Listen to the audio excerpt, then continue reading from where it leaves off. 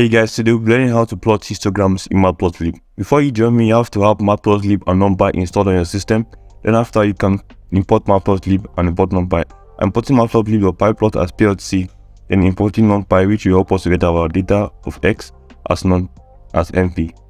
Then I use my plot style as MPL15. You can also have MPL20, but I just prefer MPL15. Or you can not put anything there at all, it will still plot for you, but to use Matplotlib default style of MPL20. Then after, I make my mp.random seed of 1, making me have all constant values whenever I generate random numbers. So then after, I created my x, giving me random normal distribution of numbers and having a standard deviation of 1.5. Then after, I use the plots plt.subplot function to give me a figure and an axis. And on that axis, we're plotting a histogram using the x.hist function.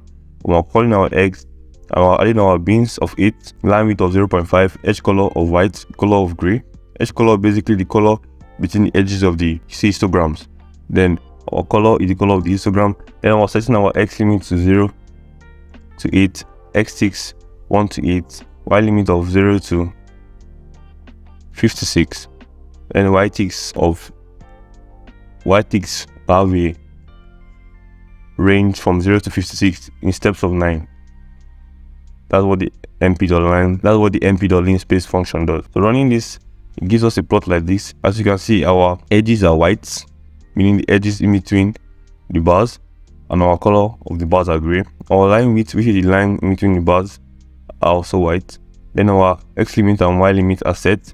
X limit sets from 0 to 8, y limit from 0 to 56. X6, meaning that the labeling on the x-axis is from 1 to 8 exclusively. We're not adding the 8 because of its